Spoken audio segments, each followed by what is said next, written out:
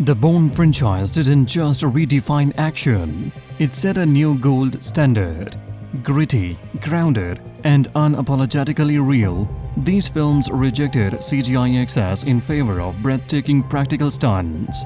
At a time when action cinema teetered between over-the-top spectacle and self-serious drama, Bourne carved out a lane of raw intensity. Matt Damon's transformation into a formidable action star felt almost inevitable. His portrayal of Jason Bourne wasn't just about brute force. It was intelligence, desperation, and precision rolled into one. The ripple effect, Hollywood flooded with imitators that completely misunderstood the formula, mistaking kinetic storytelling of chaotic editing. The result? A wave of forgettable, nausea-inducing knockoffs. But what about the future? The last two entries failed to reignite the franchise's fire, leaving Bourne in limbo. Producer Frank Marshall has hinted at a new creative direction, but without the right vision, will audiences even care? One thing's for sure, the impact of Bourne is permanent, woven into the DNA of modern action filmmaking. Now let's take a deep dive into the franchise's highs and lows. Here are all 5 Bourne films, ranked from worst to best. But first, hit that subscribe button and turn on notifications for more epic movie breakdowns. Toughest target that you've ever tracked. He's really good at staying alive. In 5th place is Jason Bourne from 2016, a film that struggles to justify bringing the character back after a nearly perfect trilogy. This time, Bourne isn't searching for answers. He's just caught in another messy CIA plot, looking more tired than ever. While Matt Damon fully commits to the role, the story forces him into a relentless cycle of action without much depth. The film tries to introduce a personal backstory about his father, but it never really clicks. Despite its flaws, Jason Bourne still delivers some thrilling moments. The motorcycle chase in Iceland with Nicky Parsons is intense, and the brutal fight in Las Vegas with Vincent Cassel's assassin is one of the franchise's most hard-hitting battles. Director Paul Greengrass maintains the signature fast-paced, realistic style, making the action sequences top-notch. The final scene, where Bourne outsmarts CIA agent Heather Lee and vanishes to the sound of mysterious ways, is a cool touch. Unfortunately, it feels like a setup for a better sequel that never happened. There's a demonstration in front of the Greek Parliament building.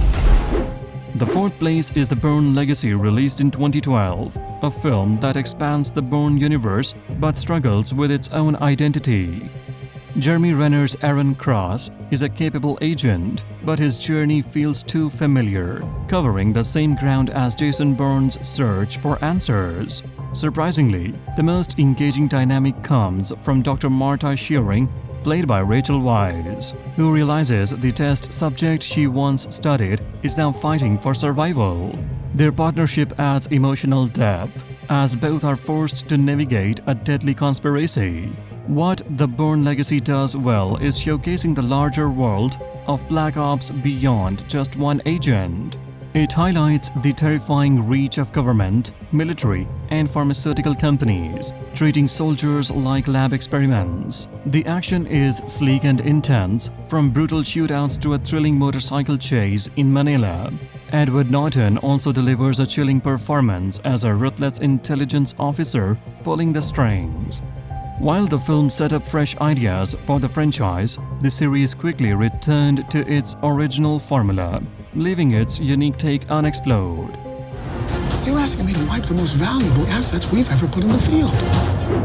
At number 3 is the Bourne Identity from 2002, a gripping mix of action and mystery that introduced Jason Bourne to the world. From the moment he wakes up with no memory but lethal skills, his journey is filled with tension and discovery.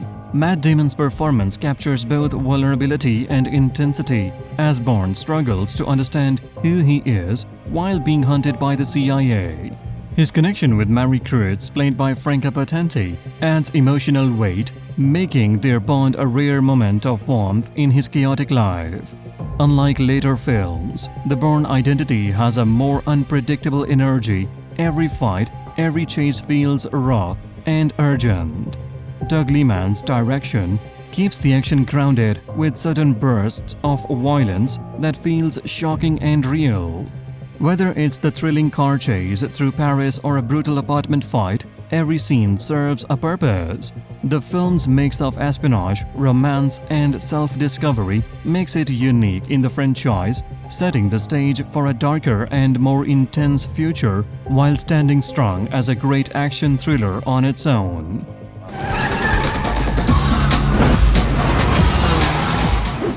At second place is the Bourne Supremacy, released in 2004, a darker and more intense chapter that pushes Jason Bourne into pure survival mode. After the tragic loss of Mary, portrayed by Franca Potente, Bourne is no longer just searching for answers. He's on a path of revenge and redemption. With the CIA's Blackbriar program now hunting him, he becomes even sharper, using his intelligence and combat skills to stay ahead. This film ditches the uncertainty of the first movie, showing Bourne as a man fully aware of his deadly abilities. Paul Greengrass's direction ramps up the action with brutal, close-quarters fights where every hit feels real. Enemies like Kirill, played by Carl Urban, and Jada, played by Martin Serkis, match Bourne's skill, making every battle unpredictable. Despite his hardened exterior, moments of compassion still shine through. He spares Nikki Parsons, played by Julia Stiles, when he sees she's just another pawn in the game, and his heartfelt apology to Irina Neski, played by Oksana Akinshina, for past sins is a rare but powerful moment of guilt. The Bourne Supremacy is fast, relentless, and deeply emotional.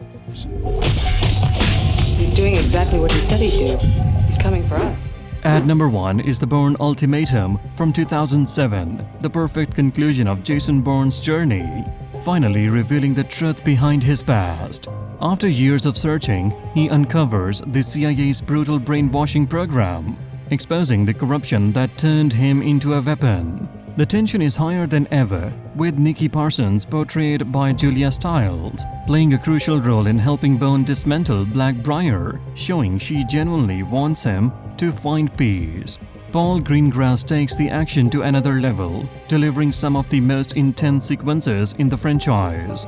The Waterloo Station scene is a masterclass in suspense, as Bourne skillfully evades agents in a crowded terminal.